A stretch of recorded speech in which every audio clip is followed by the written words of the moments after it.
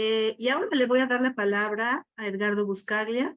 Desde 1989 ha dirigido programas de asesoramiento en 119 países para aplicar acciones antimafia para combatir y prevenir delitos complejos, incluyendo la convergencia entre delincuencia organizada, corrupción, política y gobernabilidad democrática. Es presidente del directorio USAID Wildlife Justice Commission, presidente del Instituto de Acción Ciudadana en México y cofundador de Safe Democracy. Senior Scholar en la Universidad de Columbia, Senior invitado en la Universidad degli Studi di Torino, Italia, y en la Facultad de Derecho de la Universidad de Buenos Aires. Bienvenido, doctor Buscaglia, adelante. Gracias, Marcela. Gracias por tu organización y por tu iniciativa al organizar este evento, y vaya mi agradecimiento a las personas que antecedieron como ponentes, en donde no voy a repetir las muy acertadas apreciaciones y análisis que han vertido. Alberto acaba de ofrecer un análisis político impecable de la situación complejísima actual. Nadie pretende acá tener una bola de cristal para pronosticar qué puede suceder, pero tenemos que señalar algunas alarmas y algunas medidas preventivas para evitar que los tres riesgos más dañinos, no solamente para Israel, para el pueblo palestino y para el planeta en general, se concreten, que son la probabilidad de una expansión regional de este conflicto, la probabilidad de crímenes de guerra seriales a través de este conflicto expandido y la probabilidad del uso de armas táctico-nucleares, que en la guerra, en la invasión a Ucrania, el presidente Putin ha venido reiterando la probabilidad mayor de su uso. Por lo tanto, ya el tabú nuclear dejó de ser un tabú. Es una probabilidad, es un riesgo ante una situación como la que quiero compartir con ustedes, cortas apreciaciones, ¿no? La depravada invasión terrorista militar, porque estamos hablando de una invasión militar de Hamás al territorio de Israel durante este pasado Shabbat, le quitó todo vestigio de posible legitimidad política internacional hacia futuro a Hamás como representante del pueblo palestino. Les comento como pie de página que para los que trabajamos con estados y con sociedades civiles en el combate y prevención de la delincuencia organizada, del lavado de dinero y de sus vínculos con actos de terrorismo, desde hace muchos años Hamás es considerada una red criminal organizada que financia más del 50% de sus actos de terrorismo a través de delitos económicos transnacionales organizados, como la exportación de anfetaminas, como el contrabando y piratería, lo mismo que Hezbollah. A pesar de que son animales totalmente diferentes, animales políticos diferentes, Hamás y Hezbollah. Pero al mismo tiempo la autoridad palestina, vitalicia, que se originó en Al-Fatah, también carece de legitimidad sociopolítica. Y por otro lado, el gobierno de Netanyahu en Israel ha perdido su legitimidad democrática al haber accedido al poder y después intentado desmantelar a los controles judiciales democráticos, en el más puro sentido demagógico autoritario.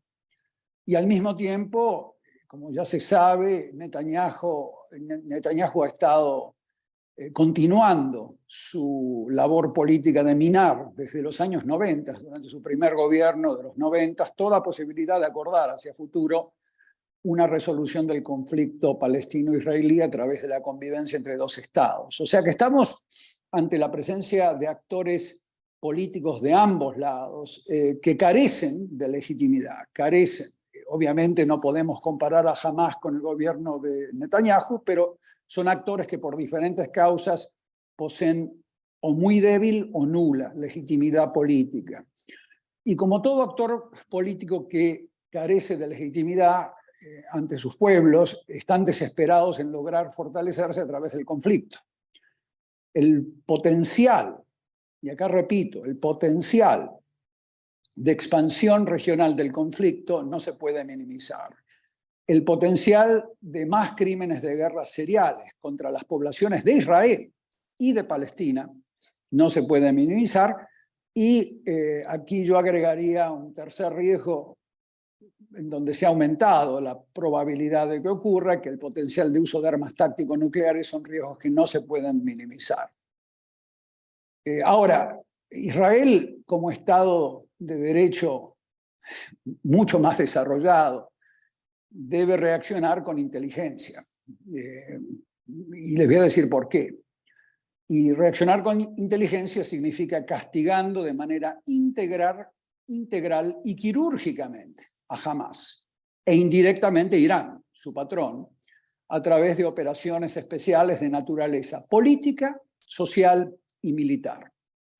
Y así reaccionar con inteligencia para no caer en la misma trampa de provocación que le tendió Al-Qaeda a Estados Unidos de Norteamérica como resultado de las reacciones desproporcionadas e injustificadas del gobierno de Bush después de los ataques terroristas del 11 de septiembre.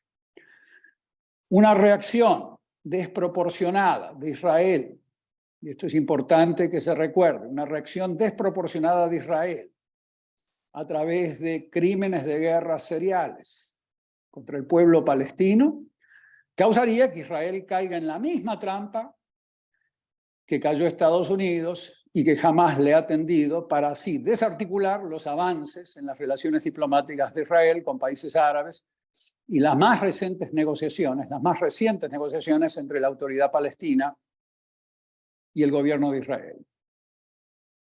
Arruinar así la perspectiva de inicio de relaciones diplomáticas entre Arabia Saudita e Israel, cosa que representaría un frente pesadillesco para el gobierno teocrático de Irán.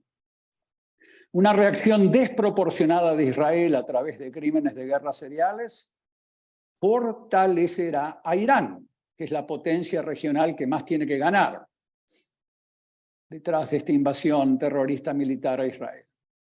Una reacción desproporcionada y prolongada del gobierno de Israel a través de cometer crímenes de guerra seriales contra la población civil de Palestina solo fortalecería la posición de Rusia en Ucrania, desviando recursos militares escasos de Ucrania hacia una guerra prolongada en Medio Oriente. Y también beneficiaría la posición internacional y regional del gobierno autocrático de China en la región. Una posición de China no solamente en la región se beneficiaría, sino la posición de China entre los países en vías de desarrollo. Señalar a Estados Unidos nuevamente involucrado en una reacción desproporcionada a través de crímenes de guerra seriales. Esto es un riesgo que hay que tener en cuenta.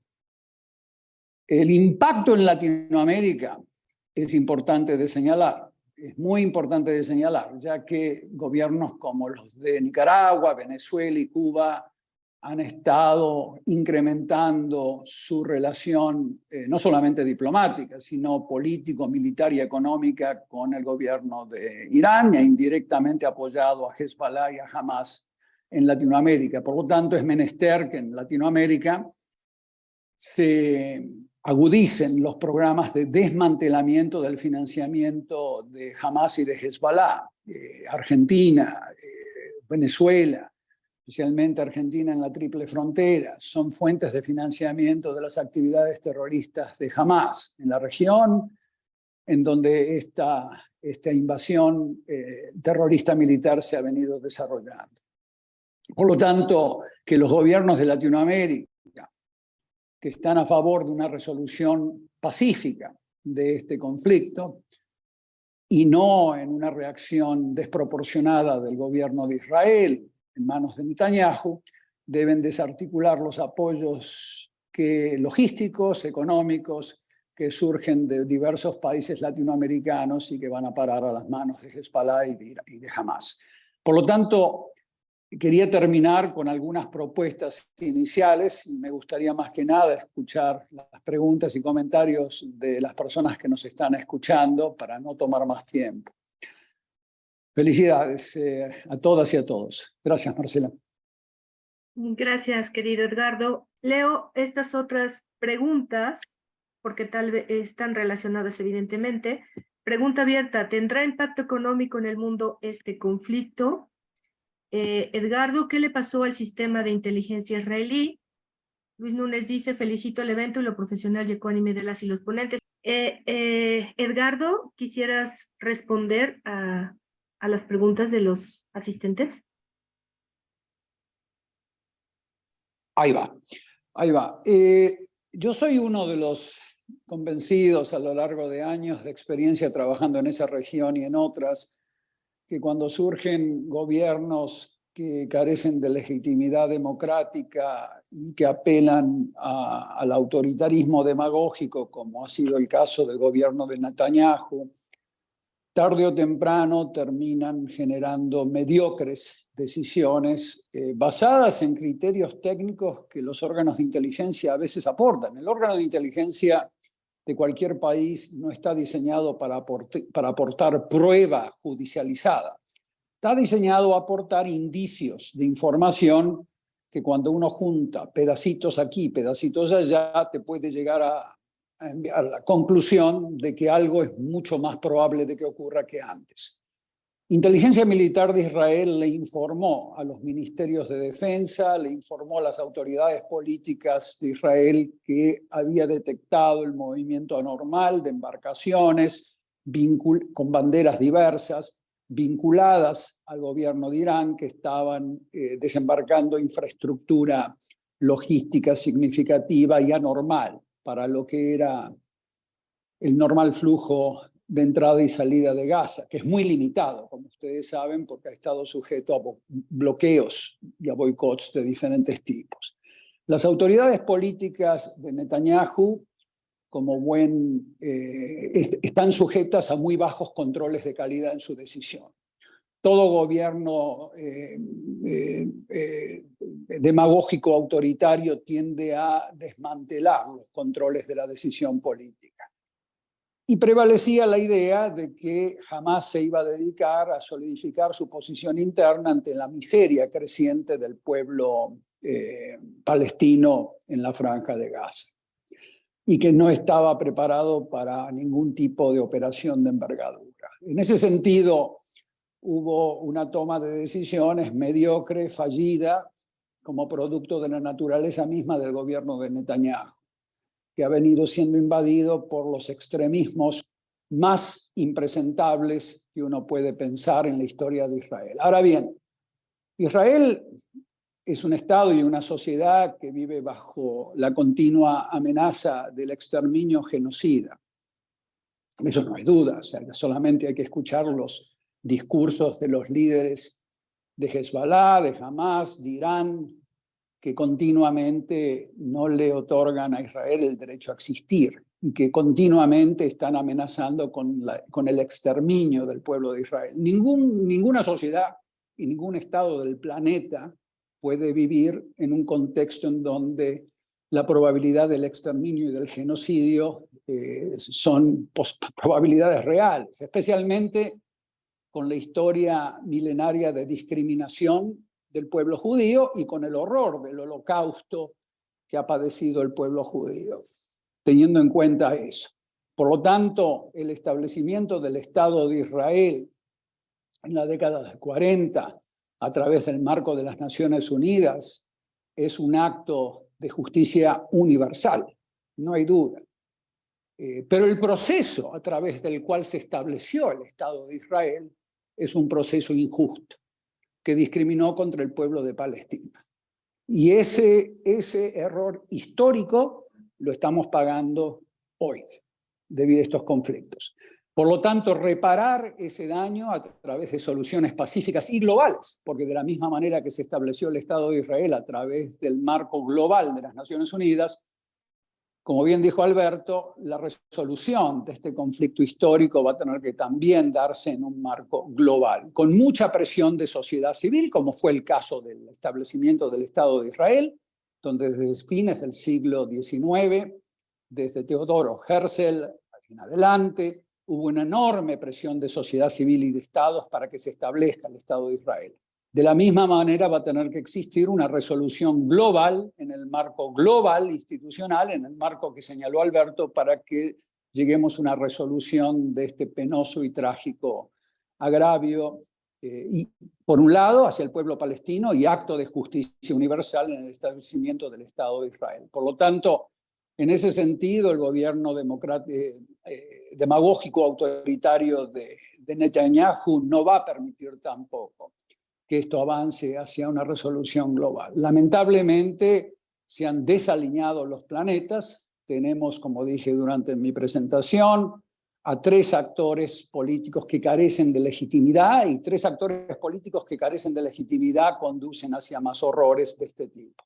Así que esperemos que un gobierno mucho más democrático surja en Israel, que permita retomar el sendero inicial de los acuerdos de Oslo y otros acuerdos posteriores que se han venido desarrollando. Gracias. Gracias, Edgardo. Ya entrando en la recta final de este evento, voy a dar lectura a 3 preguntas más. Dice María Araceli Colín: mi reconocimiento a Safe Democracy, grandes panelistas. En México estamos viviendo un escenario polarizante. ¿Este conflicto cómo nos afectará? Carlos Marcelo Ortiz: felicitaciones por este evento. Los disertantes de lujo, gracias y saludos desde Argentina. Y otra desde las redes sociales que dice: excelente foro, felicidades, de Armando Alcocer. Yo solo preguntaría, quizás para Edgardo Buscaglia, ahora que el mundo va de un alto riesgo para la paz mundial, el terrorismo, ¿qué hacer con la supuesta convivencia entre los cárteles de la droga en México y grupos radicales como Hamas? Ya congresistas republicanos refieren que hay negocios entre estos grupos que ponen en riesgo sus fronteras. Adelante. Los carteles mexicanos son organizaciones criminales organizadas con motivación económica, pero también son organizaciones terroristas. Han venido cometiendo actos de terrorismo en México desde hace ya más de 15 años. Zetas, el cartel de Sinaloa, contra ciudadanos mexicanos y ciudadanos extranjeros. Estos grupos criminales mexicanos tienen presencia en 89 países del mundo. Entre estos países en donde han elaborado alianzas tácticos y estratégicas está Hamas, Hezbollah, el gobierno de Irán, Rusia, etc. O sea, esos son investigaciones documentadas que dan presencia del cartel de Sinaloa y en mucho menor grado el cartel de Jalisco Nueva Generación. Pero estos carteles mexicanos son animales políticos, protegidos por el Estado mexicano, por los gobiernos de turno, incluyendo el gobierno de López Obrador. No hay ninguna duda de que existe una protección de este gobierno de López Obrador a los carteles mexicanos, que se continúan expandiendo a través del planeta, llegando a acuerdos sobre tráficos de insumos para producir anfetaminas o fentanilo, tráfico de armas, tráfico de migrantes, que después a veces se traduce en actos de terrorismo. Por lo tanto, la protección política a estos grupos criminales deben ser acentuada a través de la presión internacional, como se hizo cuando se lo protegía el cartel de Medellín de Pablo Escobar, cuando Colombia fue sujeta a sanciones internacionales, donde el presidente de Colombia, Semper, no podía salir del país. Ese mismo tipo de presión tiene que aplicarse a México para que dejen de darse estos vínculos entre animales terroristas, criminales, como el cartel de Sinaloa y el cartel de Hamas, que es una organización terrorista, pero que financia sus actos de terrorismo a través de delincuencia organizada económica. Mientras los gobiernos de México continúen protegiendo al cartel de Sinaloa en este caso, ¿cómo lo protegió el gobierno de Calderón a través de Genaro García Luna, el ministro de Seguridad mexicano, que fue sentenciado, sentencia final condenatoria en Brooklyn? Lo mismo sucede ahora con el gobierno de López Obrador. Vamos a tener a otro García Luna procesado muy pronto de este gobierno de López Obrador. Van a ver ustedes que son animales no solamente criminales, económicos o grupos que cometen actos de terrorismo, sino el cartel de Sinaloa y Hamas son animales políticos, con protección política, en el caso de Hamas de Irán y en el caso del cartel de Sinaloa del gobierno de México actual. Espero que esto aclare un poco, aporte alguna claridad a la pregunta que me han hecho. Gracias. Gracias, Edgardo. Edgardo, duras declaraciones. Edgardo, ¿te gustaría cerrar esta mesa?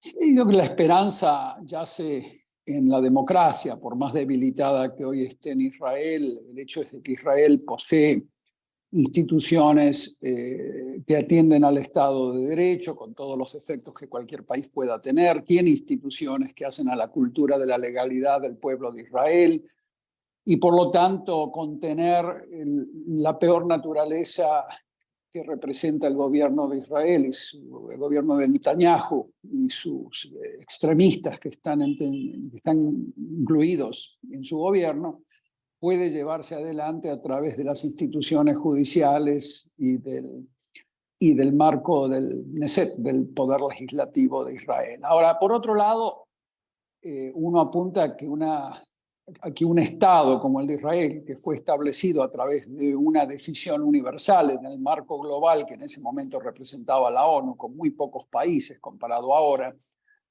toda solución a este conflicto histórico entre el pueblo de Palestina y el pueblo de Israel debe ser resuelto, porque hay un conflicto legítimo que no es inventado por Hamas ni es inventado por Al-Fatah. O sea, hay un conflicto legítimo pendiente desde hace muchas décadas que debe ser abordado y resuelto a través de un marco global.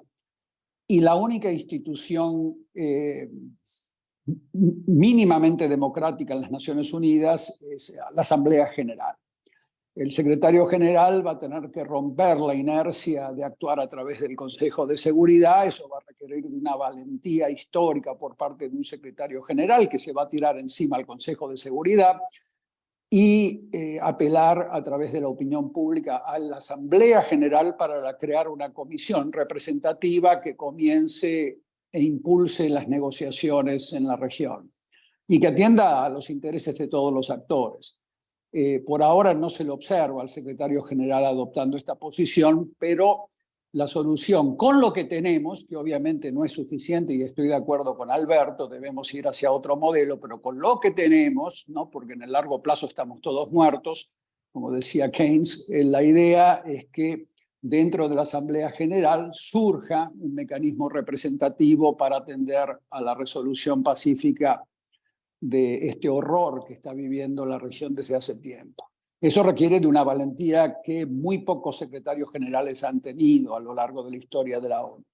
Porque, insisto, significaría tirarse encima al Consejo de Seguridad, que es un órgano que carece de legitimidad, es un órgano putrefacto, paralizado por sus propias incoherencias e inconsistencias. Por lo tanto, la Asamblea General debería estar activada con un rol mucho mayor, apelando a la opinión pública y a la presión de esa opinión pública para atender a este horror de conflicto que está viviendo la región. Gracias, Marcela.